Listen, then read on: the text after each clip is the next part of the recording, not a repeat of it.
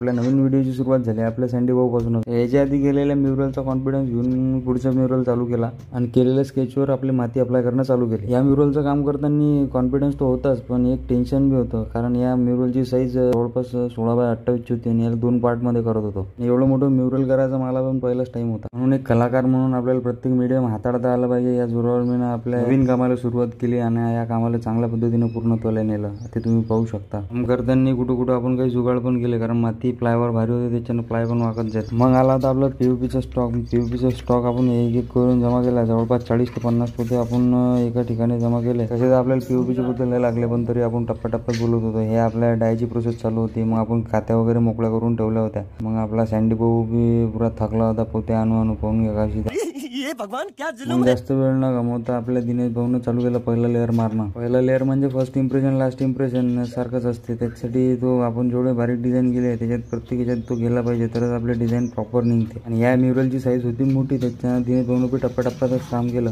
POP लवकर सुकते ना, ते दिनेश भाऊलाच माहित होतं की कुठं आपल्याला स्टॉप करावं लागते आणि कुठं चालू करावं लागते। एवढं मोठं म्युरल करताना मला खतरनाक एक्सपिरियन्स आला ना। हा एक्सपिरियन्स विसरायसारखा नाही आहे। तर ठीक आहे, भेटू पुढच्या व्हिडिओत पुढच्या प्रोसेससोबत। तोपर्यंत आपल्या पेजला फॉलो करून घ्या।